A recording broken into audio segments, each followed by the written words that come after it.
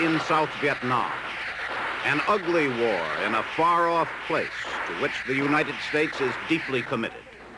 In spite of our help, this war is not being won. Military victories alone cannot win a civil war like this one, in which the prisoners and their captors, the dead on both sides, are fellow countrymen. In a civil conflict, winning the allegiance of the people is as important as winning military victories. This is an unfamiliar and difficult task for the Americans in South Vietnam.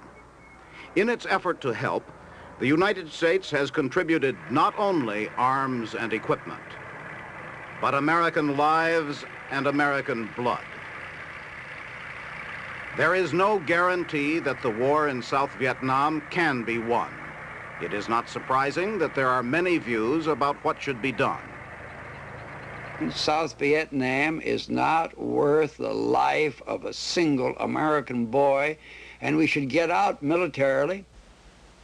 We all hope the war will come to an end as soon as possible, either in victory or in defeat.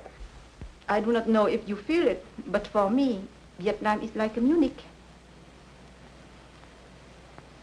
It is the place where will be decided the Third World War. It was a winning card for you.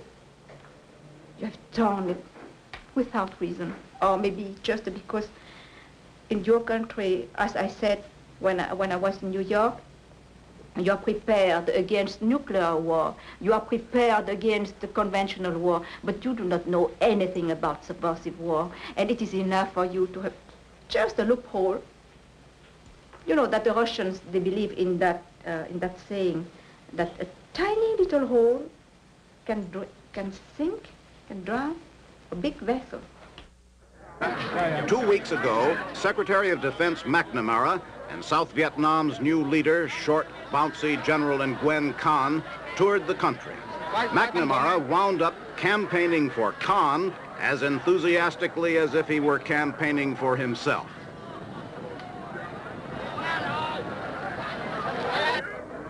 The position of my government is clear. We fully support General Con. We fully support his government. We fully support the people of South Vietnam. We are prepared to furnish whatever economic aid, whatever military training and logistical support, whatever military equipment is required, in whatever quantities are required, and for as long as that is required. Vietnam, Mo Nam! Vietnam, Mo Nam!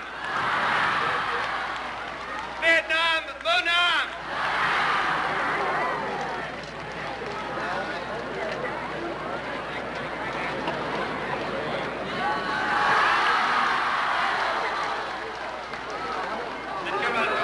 General Con, the cocky little leader of South Vietnam, could hardly have asked for a more enthusiastic endorsement from the United States. But the decision to back him is by no means the final decision the United States must make about the war in Vietnam. We do not enjoy losing wars. It is the official position of the United States that this one need not be lost, but it is painfully clear that it is not being won. In a very real sense, it is not even ours to win. It's someone else's war. But the vital interests of the United States and the prestige of this country as a great nation would be grievously damaged if it were to be lost. Today, the United States finds itself in a nasty little war where the odds are not good. How we got there, where we stand, and what the prospects are, an account compiled on the scene, is the subject of tonight's special report. This is Charles Collingwood in South Vietnam.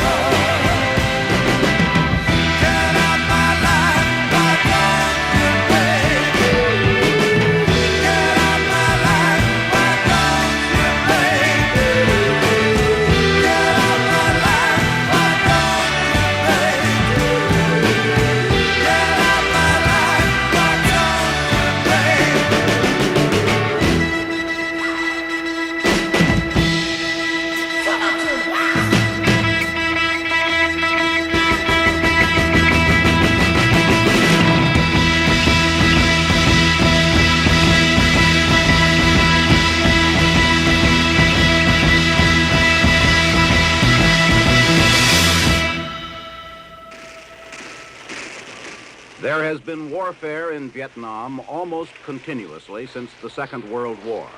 By the 1950s, the French were fighting on a far larger scale than anything that has been known since the United States became involved in dead earnest in 1961. It was in this war with the French that the North Vietnamese perfected the guerrilla tactics which have served them in such good stead in the war in South Vietnam. Avoiding the set-piece battle for which the French tactics were designed, the communist guerrillas, the Viet Minh, dominated the countryside and harried the French whenever they ventured out of their strongholds, just as they now ambush the American-trained South Vietnamese Army. Although the French controlled the air, just as we do now, the Viet Minh mastered the art of invisibility and frustrated the prying eyes of aerial reconnaissance by melting into the scenery. It is as hard to find the Viet Cong today and bring them to battle as it was for the French to find the Viet Minh. The French had an overwhelming superiority in equipment, most of it supplied by the United States. Indeed, in the last years of the Indo-Chinese War, the United States was spending more money to help the French than it is spending today to help the South Vietnamese.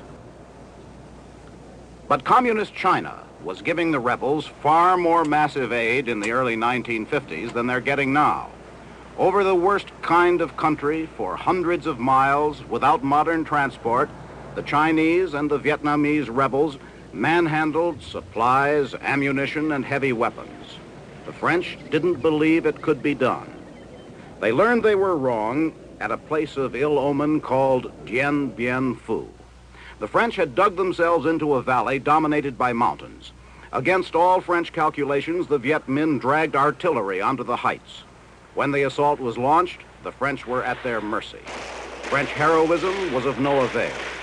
When Dien Bien Phu fell, although the bulk of the French army was still in the field, the French nation had no more heart for a colonial struggle which had already lasted for 8 years. The Indo-Chinese War ended. It had cost the French 172,000 casualties, of which 1/3 were dead or missing. By the terms of the settlement arrived at in Geneva in 1954, Vietnam was divided along the 17th parallel. The communist leader Ho Chi Minh ruled in the north.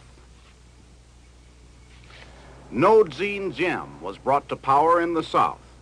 With American help and his own cunning, he outmaneuvered all rivals and increasingly solidified his power until it became absolute. Something like stability appeared to prevail. But the Viet Minh of the North had never given up the fight. They created an underground in the South and won the confidence of many villagers. Diem might have denied them a foothold by winning over the peasants with reform, but he never did.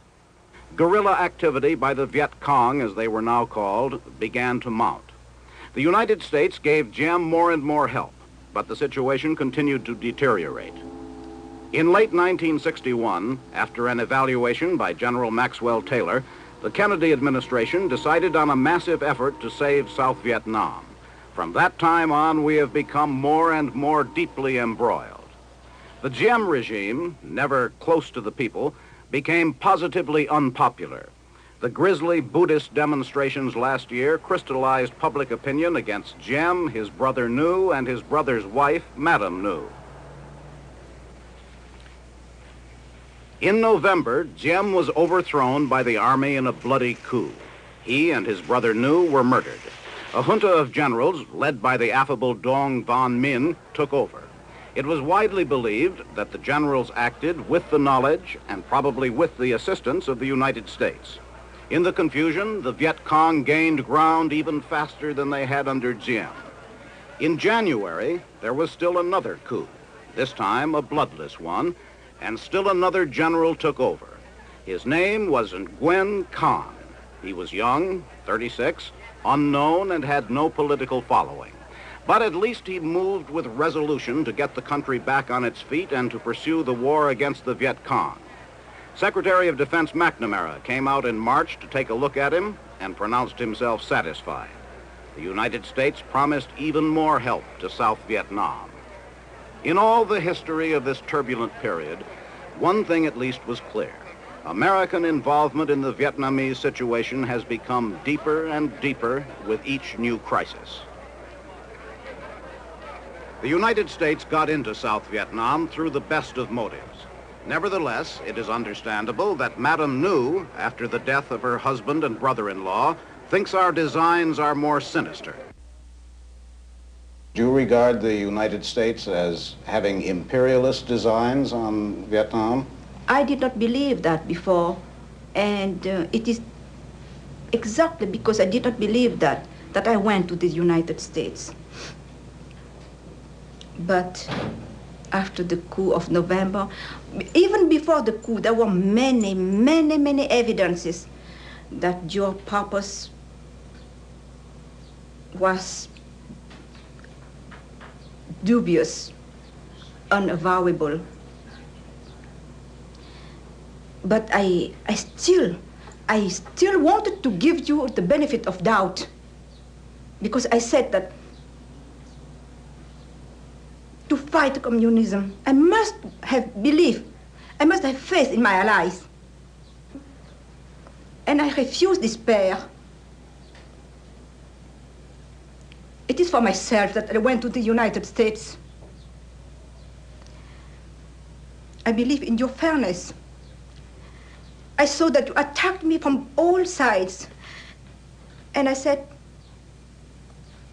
maybe after seeing that, if I do not have a good case, how can I dare to go on their own territory, surrounded by threats? So I went there and I asked you, what's wrong with me? What's wrong with us? Tell us. We only want to improve ourselves. People withdrew. The more it advanced, the more people withdrew. And finally, it was just to stab me in the back. And after that, what must I think of you? If you are not imperialist, in that case, what are you? I cannot forgive the United States. It is not so much for the crime, but because they have put despair, not only in my country, but in myself. Life has no sense for me now anymore. In spite of its far-reaching implications, the war in South Vietnam comes down, like all wars, to tired and dirty men trying to kill each other and stay alive themselves. Peter Kalischer has been covering military operations here since they began. This is where this operation begins, on a small airstrip 85 miles west of Saigon, near the Cambodian border, shortly after dawn. A U.S. Air Force transport touches down to deliver a 105-millimeter howitzer, one of the few times in this war that an artillery piece has been airlifted to its firing position.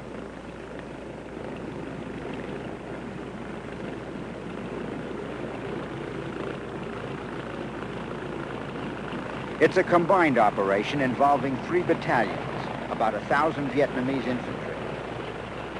The target is a battalion of communist Viet Cong guerrillas reported dug in along a canal. Big military operations telegraph their punch, and this one is no exception. Before troops are brought in by helicopter, the landing zone is strafed and rocketed by armed escort choppers. We are with the armored personnel carriers as they lurch and squeal across this part of the plain of reeds. The carriers can cross irrigation ditches and water holes, most of the time.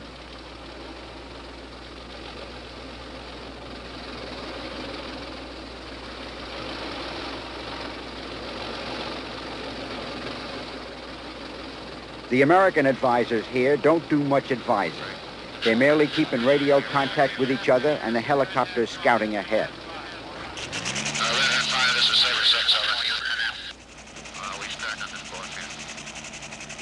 It's different at another end of the operation. Riverboats transporting troops to the head of the canal open up on a reported guerrilla concentration with 20-millimeter cannon.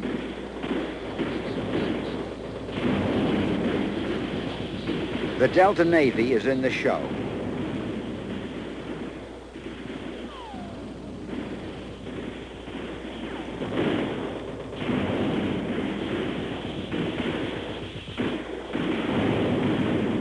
This is a Viet Cong community, all right, controlled, taxed, and when the odds are not too great, defended by the communists.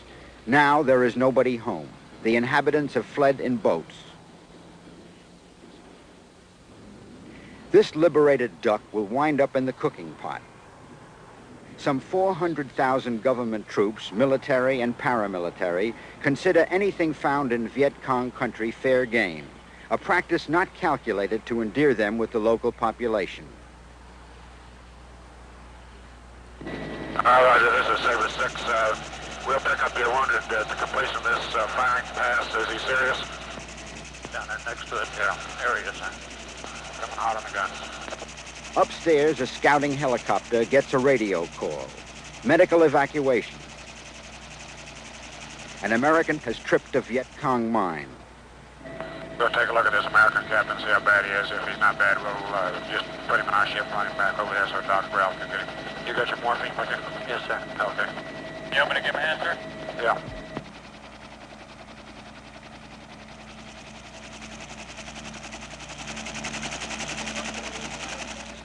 Four Vietnamese, also wounded by mines.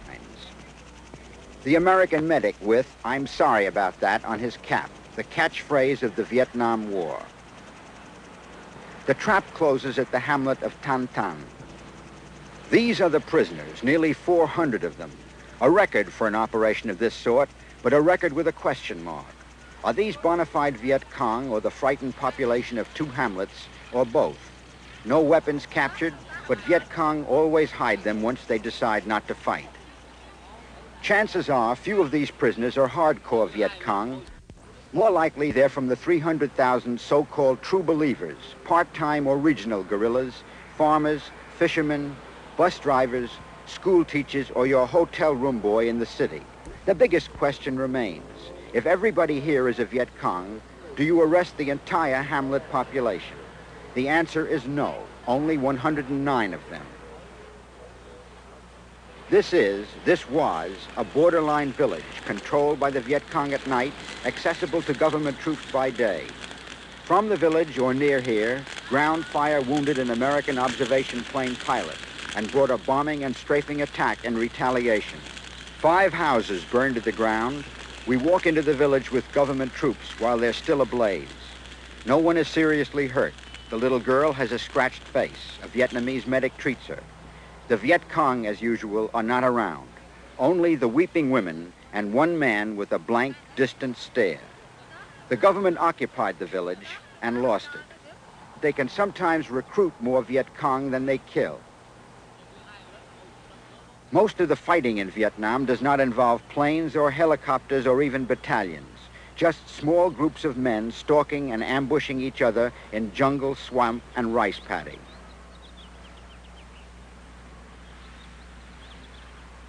In an average month, there are 350 separate firefights involving less than 100 men.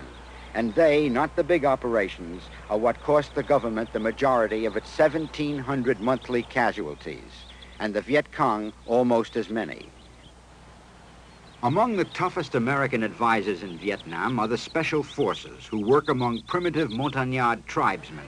The Montagnards like guns, but they also appreciate medicine as well. This is sick call at a Manong village. Medic Glenn Hogg prescribing. Just give some Stewart vitamins. Give enough. Give maybe 20 Stewart vitamins. No give here. Go here.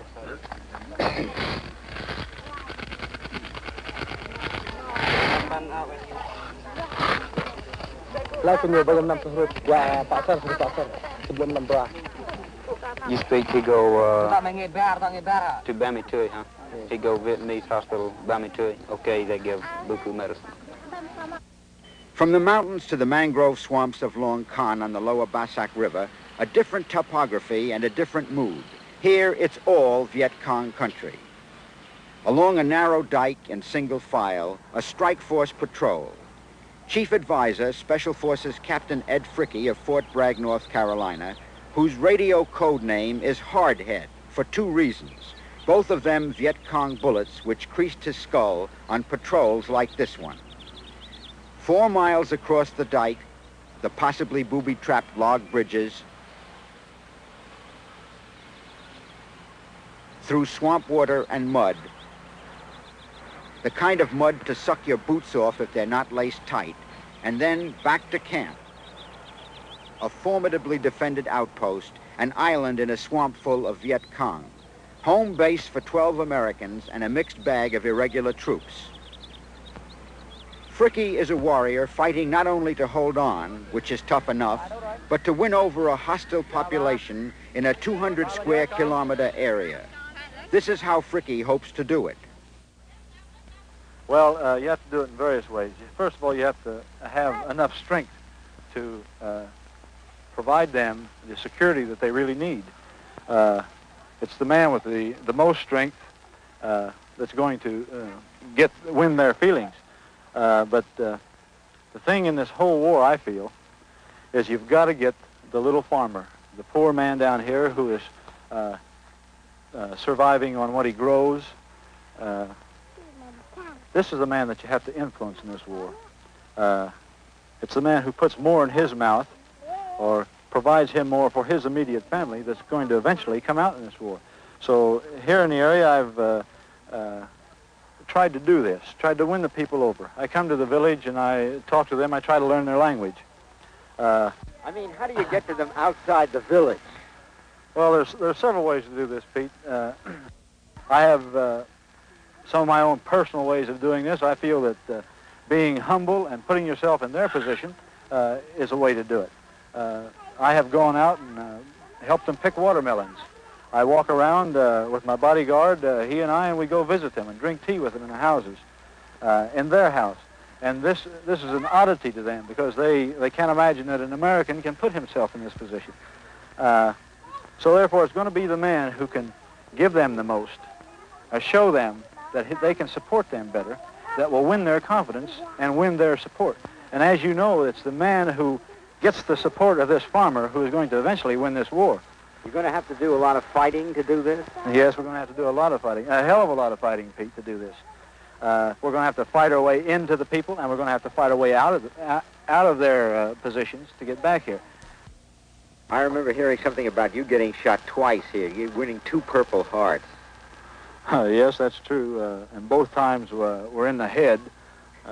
Evidently, I must have a head like concrete. But this, to me, is merely part of my job. We feel like we can do a little bit over here, and everything that we put into it is contributing to the mission here in Vietnam.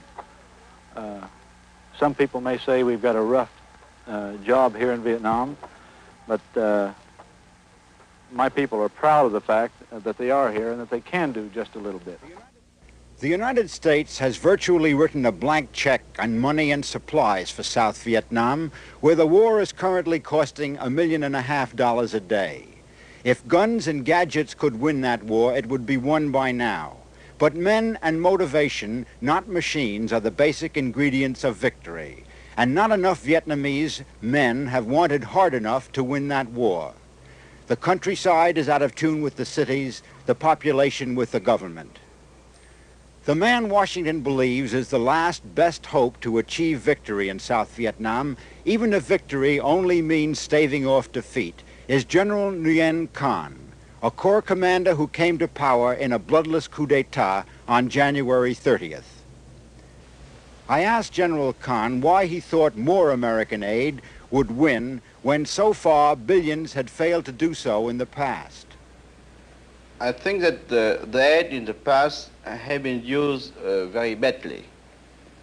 And we have good plan to use the aid, these aids more effectively.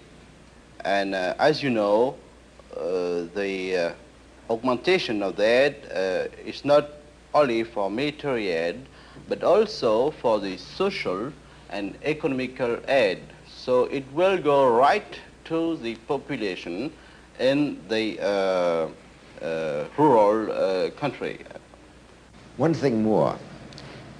Your critics have claimed that you're taking too much advice from the Americans, that you are in effect an American puppet. What do you answer them? First, I think I am not a very nice puppet. Secondly, nice puppet, just for looking, I mean, by that. But secondly, and seriously, we are a new country, and we need aids not only on the material, but we need also aids from advisor, aid of advisor. And it can come from anywhere, and especially from our American friends. Oh, poor thing. We must say that in Vietnam it is difficult to impose to a country of intellectuals, of people like the Vietnamese. It is difficult to impose them as leader, a puppet whose mother is, how did you call that, a barmaid. He's young, he's perhaps 37 years old, but he's by far the most outstanding military leader in the country. This has been my conclusion before and was borne out by what I saw during my recent visit. He's aggressive, imaginative, alert, hard-working. Of course, he lacks formal education in fields other than military activities. He's had very little political or economic experience, and yet in the 2 brief months during which he's directed the government, he's displayed amazing perception and wisdom in the political and economic affairs of his country. He's broadened the support of his government, for example, by introducing into it representatives of groups not previously represented there. He's laid out a program for economic and social advances for his people, and perhaps most dramatic of all, he's gone to the people to gain their support, explaining to them his goals, explaining to them his objectives, laying out the future, and asking their support for the present, and I think he's getting it. In this war in Vietnam, it's almost impossible to separate military matters from considerations of social welfare, economics, and politics. We'll return with something on this aspect of the war in just a moment. Your traveler's insurance agent can cover all kinds of people for all kinds of problems. Mothers, babies, fathers, families, and the homes they live in. Your traveler's agent helps with hospital bills and repair bills. He insures factories and the people who work there. He doesn't just help after an accident. He can call on travelers' safety specialists to help make sure an accident doesn't happen.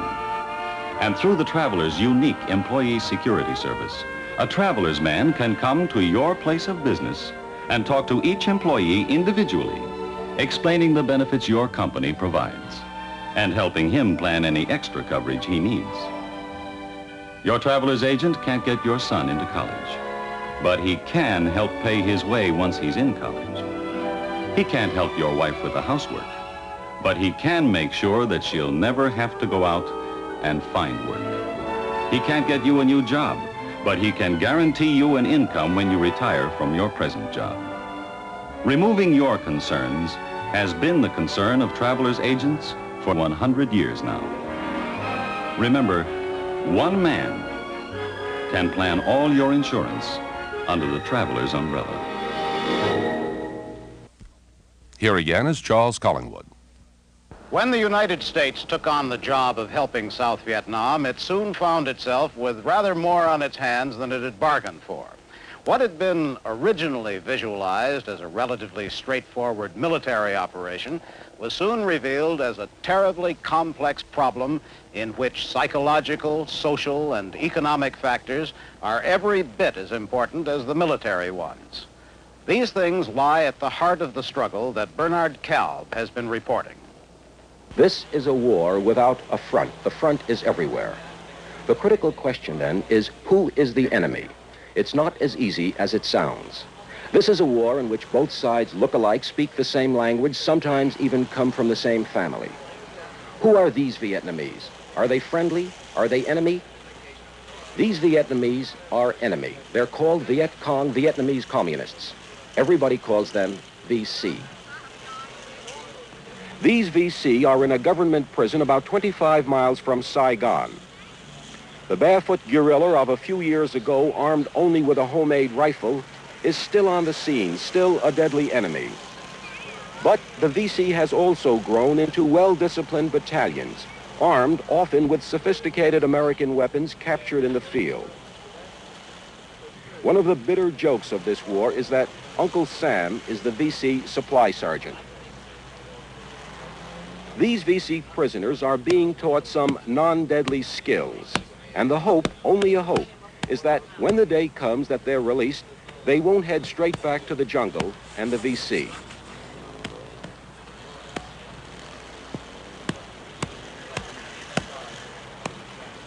VC troops usually fight, win, lose, or die in the areas where they were born.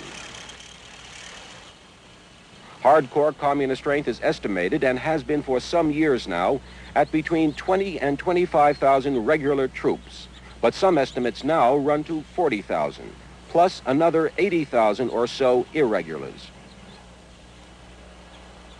This prison is located in the provincial capital of Tay Ninh, population 15,000, including VC infiltrators. The population of this province, Long An province, is 382,000. Long An is in the Mekong Delta, which comprises about 1/4 the total area of South Vietnam. This is a rich, fertile land with plenty of food, which is not the case in North Vietnam. Here, there are no shortages. The situation in Long An is critical. A United States analysis just completed says only 15% of Long An's population is under effective government control, with the remaining 85% subject in varying degrees to VC influence.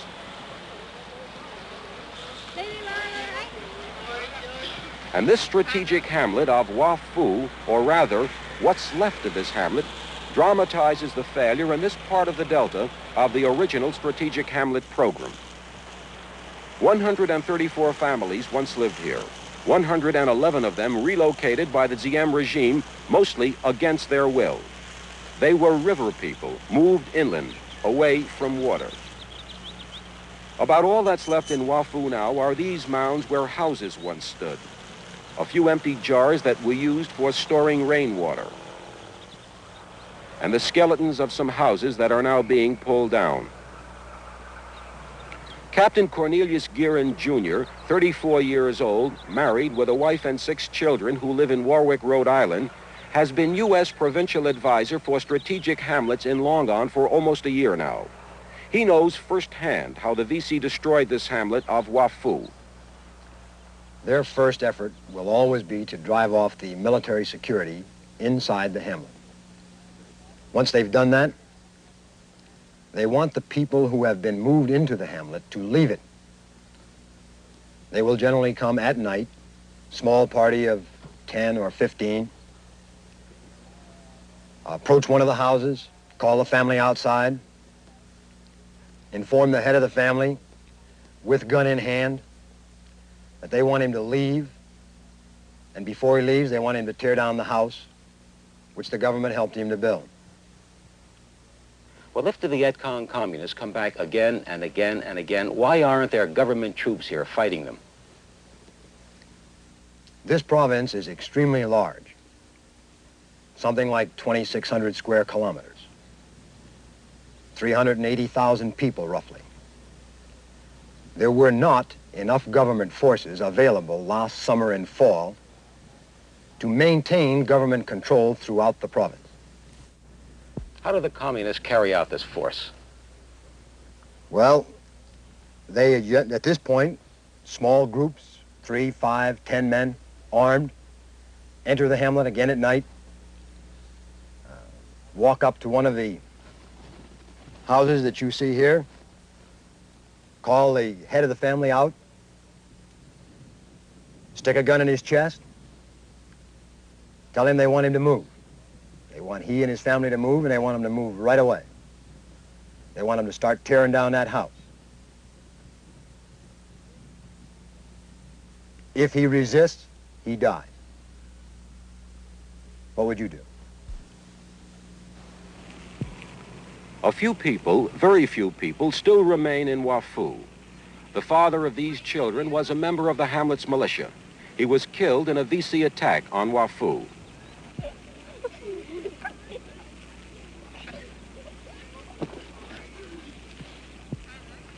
The people had many complaints about the original strategic hamlet program. Relocated families didn't like being forced to move from their ancestral land. The strategic Hamlet program worked in some places, but in many others it was a fiasco, and the VC exploited these blunders.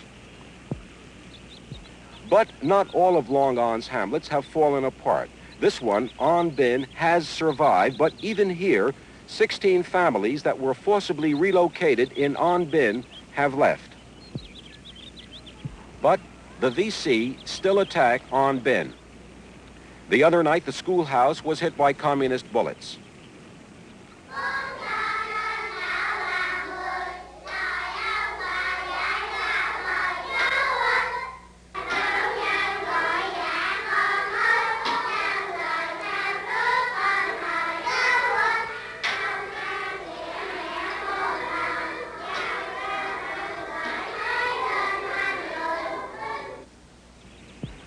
The new government is now trying to woo these people into remaining in the hamlets. A New Life Hamlet program has been proclaimed. It promises security against VC attacks, and it lays down an outline of broad social reform. This team, accompanied by an American from the U.S. aid mission, helps build a bridge linking the hamlet with the main road, thereby providing swift access for reinforcements in the event of a VC attack. The team also distributes medicines wrapped in government propaganda leaflets.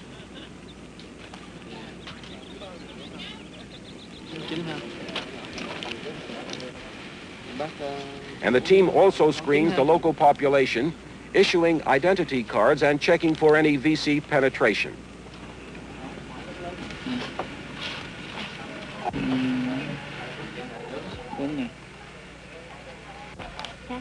There's something else that's new in Saigon's strategy to defeat the communists. It's called Oil Spot.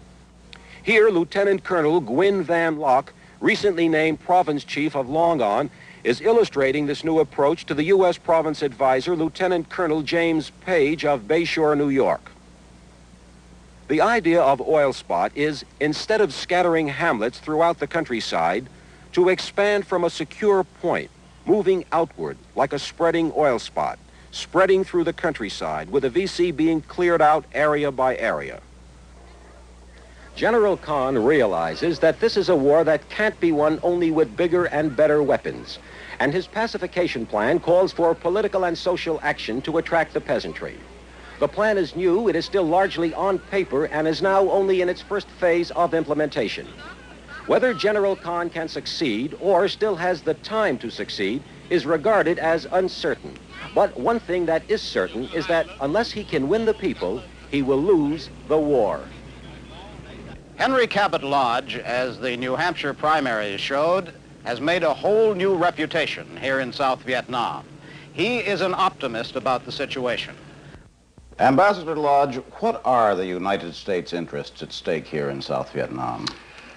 If you take a piece of string and put one end of it on Saigon on the map, measure off 1,000 miles and make a circle, you'll find that within that circle are 240 million people, which is Southeast Asia, which includes the Philippines, Indonesia, Malaya, Thailand, Cambodia, Laos, Burma, Formosa.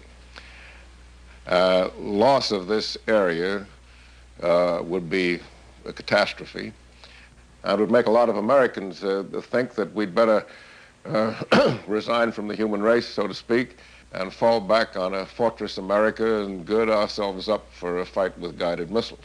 Well, now, can this war here in South Vietnam be won? Oh, yes. Oh, yes. How long will it take? Oh, I don't know. You can't tell. Time and chance will tell on how long it takes. We have to be patient. We have to persist. We can't expect one of these flashy ninth inning victories, you know. It's not that kind of a thing. Now, you've suggested that this might be a long struggle. If it does take a long time, in the terms of the war as it's being fought here, is time on our side or is it on the Viet Cong side? That depends entirely on American public opinion. If we are not easily discouraged, if we persist, then we're going to win this thing just as sure as anything. There is no fiercer voice of dissent against American policy in Vietnam than that of Madame Newz, now living in exile in Paris. I talked with her on my way here to South Vietnam. What do you think has been the influence of Ambassador Lodge on the situation? Oh, I much prefer to be, not to have to answer that, because really, I think that all that ferocity which the world has given to me with so much glee, we find that an outlet. The only thing I can tell you that we consider Mr. Henry Cabot Lodge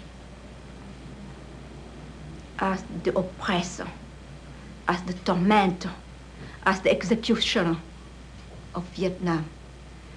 And as for myself, because I know too many things about him and how he behaved with my family, I consider him as a double-faced man, as a perfidious man. That's why I can tell you, and I wish the American people to hear me, woe unto the United States if they ever elect Henry Cabot Lodge or Robert Kennedy, even as vice president only, because they still have on their hands the blood of the Vietnamese patriots, the blood of the innocents, blood which they have not washed away yet. More on the war in Vietnam in a moment.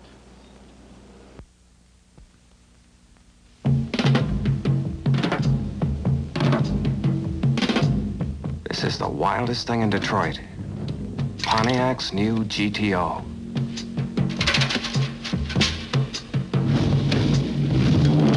And you know what they use for tires? Tiger paws. U.S. Royal Tiger paws. You wouldn't expect Pontiac to put ordinary tires on a Tiger, would you? They've been tested at a sustained speed of 120 miles an hour.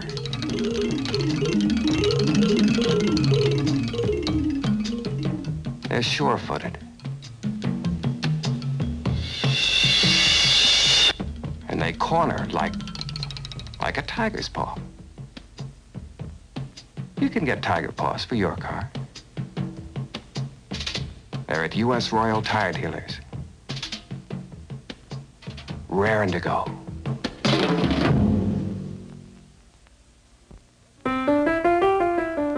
Brushing teeth is like practicing the piano. There's one correct technique, up and down.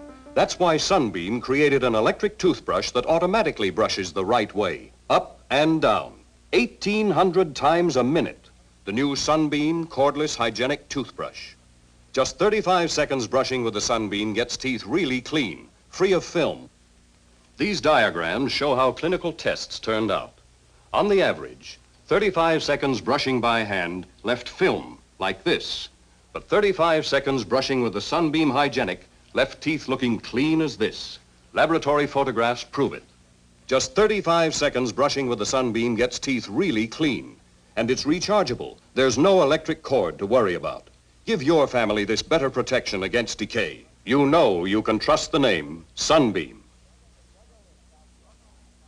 The struggle in South Vietnam has been covered for several years now by two fine CBS News correspondents, Peter Kalischer and Bernard Kalb. What can the United States do, Peter, to help the South Vietnamese bring this thing to a successful conclusion? Well, from the military point of view, I'd say we need a reorganization of the American military command here in South Vietnam. We've got one general who's in charge of something called Military Assistance Command, another one who's in charge of Military Assistance and Advisory Group. I think that one general is enough. I think also that we've got 15,000 so-called advisors, but only 3,000 of them advise in the field.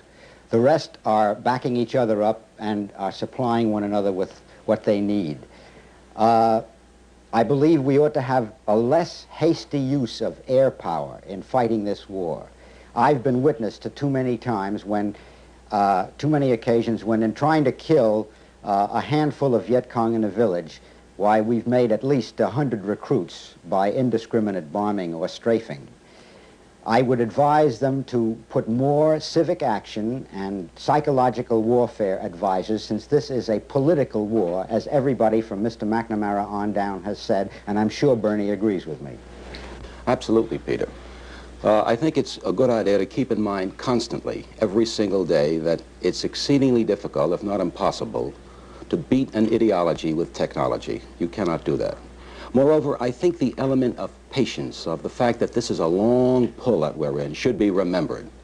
That is to say, this is a war that cannot be transistorized, reaching out into the countryside from the cities, from particularly a city like Saigon, and working with people, making the presence of the government felt where it has not been felt before. People who are identified with a government, who are symbols of no corruption, no nepotism, no venality. People who can build up an image of integrity and make the peasants feel that they are identified with this war and that they have a commitment to it and that it is to their own profit to be with this government.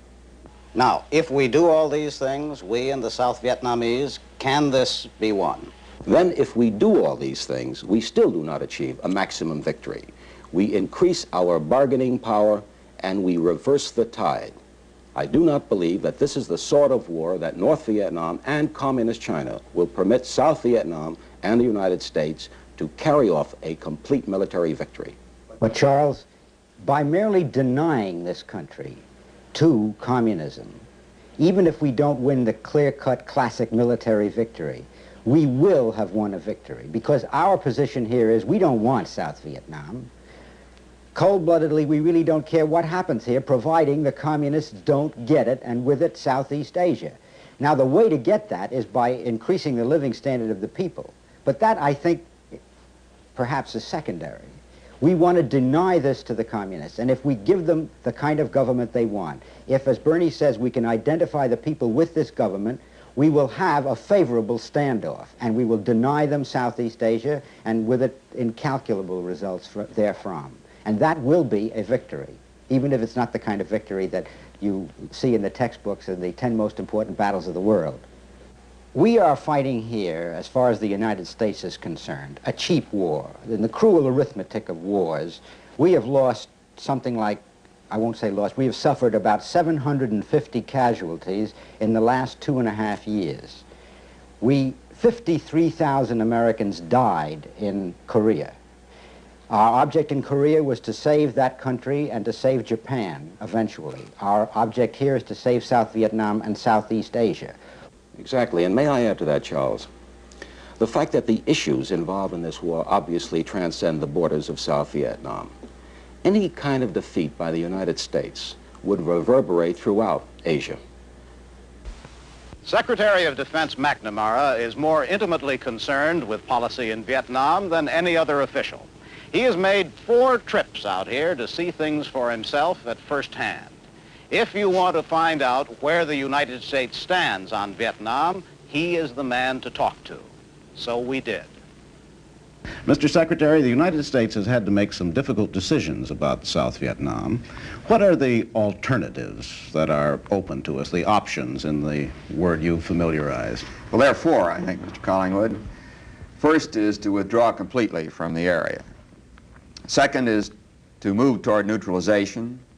The third is to initiate military actions outside of South Vietnam, particularly against North Vietnam. And the fourth is to make more effective the program of economic assistance, military training, and logistical support, which we extend to the government of South Vietnam. And why did we choose the one which we have chosen? If the communists were to control South Vietnam, almost surely, eventually their control would extend through Southeast Asia. And there would be a ripple effect as far west probably as Pakistan and as far east as the Philippines and certainly to the south through Indonesia. We completely rejected, categorically rejected, withdrawal from South Vietnam.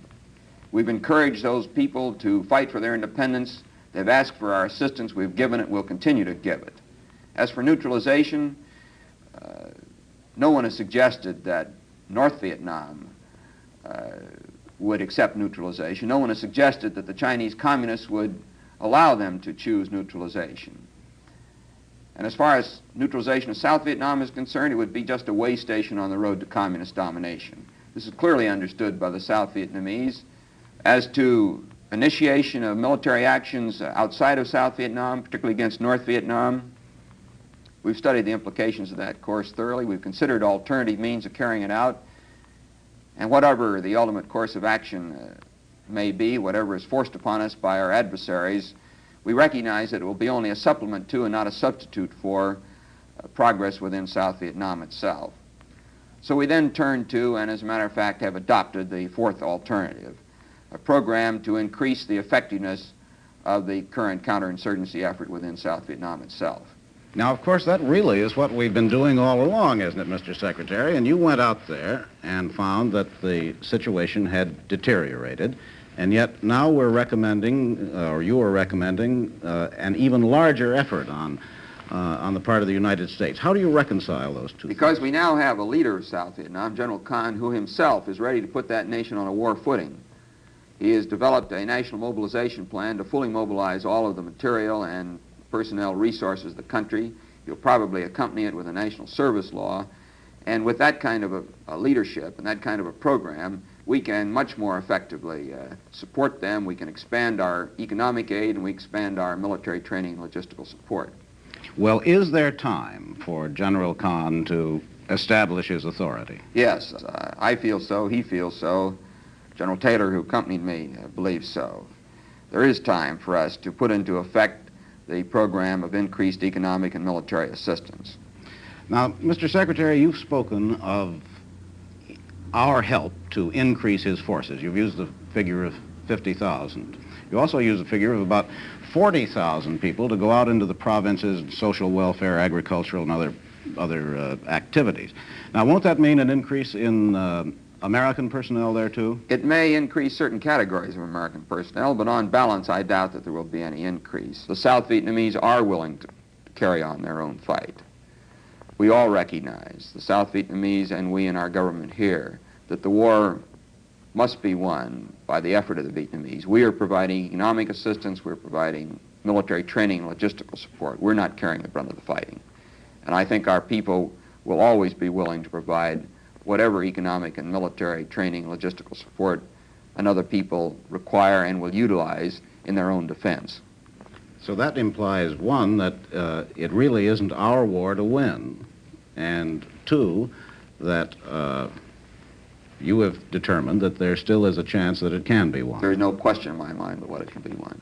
It will be a long struggle. It is a mean, frustrating war, but it can be won, and we propose to help the Vietnamese to win it. Thank you, Mr. Secretary. Thank you.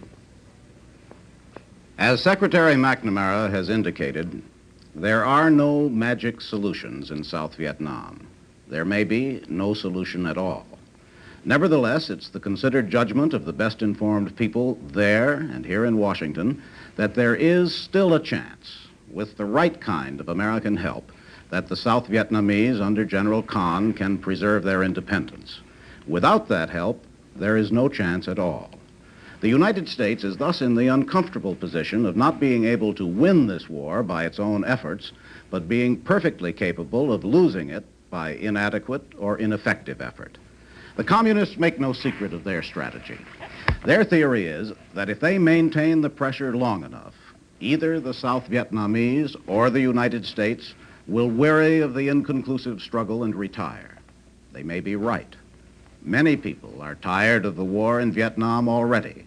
Others suspect it is hopeless or so unrewarding that some honorable way out should be sought. But the only way this war can be won, if that's what we're bent on doing, is for the United States as a nation, as a people, to continue to accept the cost, the casualties, the frustration, and the uncertainty, not for just a little while longer, but perhaps for many years. It's an unpleasant prospect and a difficult decision. Indeed, it is truly the deadly decision we must make in Vietnam. This is Charles Collingwood. This man and this man are on their way to an auto accident. The accident will take place here in exactly 43 seconds. Fortunately, the first man is under the traveler's umbrella. Wherever an accident happens, he can count on fast fare service. 20,000 travelers, agents, and claim people blanket the United States and Canada.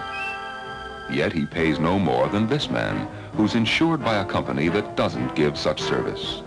Travelers' rates for careful drivers are competitive with any other companies anywhere. You can never know when you're on your way to an auto accident, but it's mighty comforting to know, should an accident happen, that you're insured by the Travelers. Let one man plan all your insurance under the Travelers umbrella. CBS reports, Vietnam, the deadly decision, was brought to you by the Travelers Insurance Companies. Visit the Travelers Pavilion, the Triumph of Man, at the New York World's Fair starting April 22nd. See man's history recreated under the Travelers' red umbrella.